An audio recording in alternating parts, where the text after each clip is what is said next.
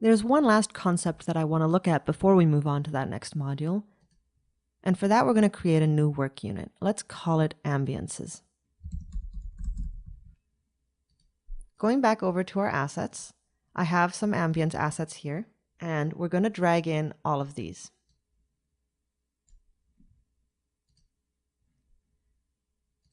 Now for starters, we have some honk sounds. So maybe we just want these playing in the game now and then. So we're just going to quickly practice our random container setup by making a honks container. We can create some volume randomization. You can put in whatever values you like. You can also create pitch randomization.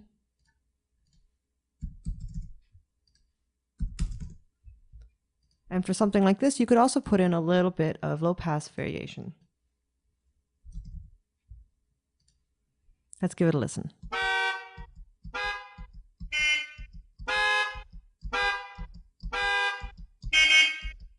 Great. So this is basically something you would call a one-shot. You can just trigger it occasionally in the game to create a sense of movement in the background. Obviously, you don't want to have the honks playing on their own. They're going to be playing over some city traffic. We'll look at that in a moment. In the meantime, let's set this up so that it's a set it and forget it event. The game can trigger it at the beginning of a scene and doesn't have to worry about it anymore. And for that, we actually want to switch it over to a continuous loop, and then we're putting in some delay. And this delay, we don't want these honks to play too often. Let's say we can put in a 5-second delay.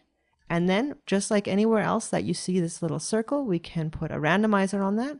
We can say -2. So that's anywhere from 3 seconds to, let's put in a 5 here. So anywhere from 3 to 10 seconds apart, these honks will play continuously.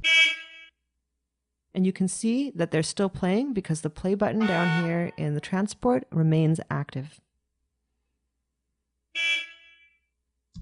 And there you have it. That's like a great one-shot ambience emitter. Now let's take a look at our city traffic loop over here. So this is a loop. I've indicated that with the LP, and that means that I could actually check this box right here. You can see that this is an audio asset. This is almost as low level as it gets. I could hit loop here and hit play, and this would just play forever continuously. But that's a little bit boring.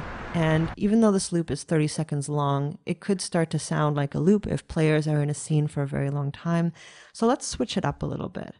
So what we're going to do is we're going to hold down Shift, and we're going to stick this in a random container.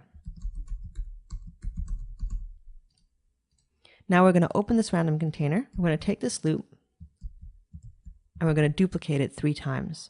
Now when we look into the contents editor of this audio emitter, we'll see that there's this waveform down here. If you double click that, you'll have the opportunity to actually edit the sound itself a little bit.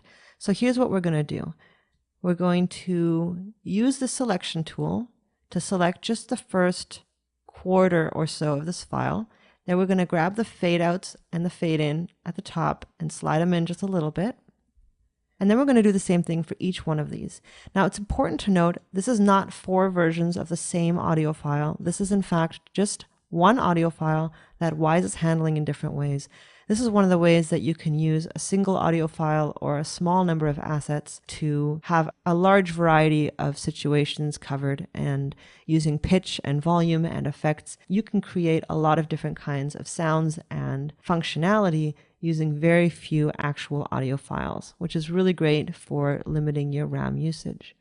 So now we have, we'll just go over this again, we have 4 different sections of the same loop that are being selected, and they're being handled by this random container as if they were different assets. So now we can go in here and we can create a continuous loop, and now we can try our crossfade amplitude or power.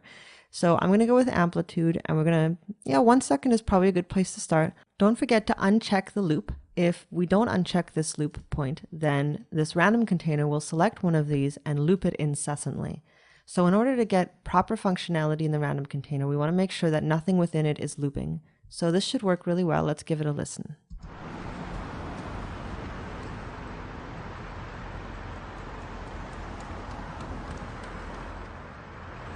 So that was a loop point there.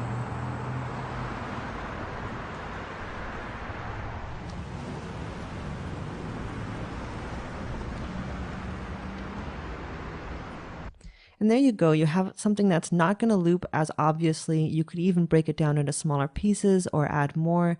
You can also bring in your assets pre-cut as individual audio files. It won't take up more RAM as they'll be shorter.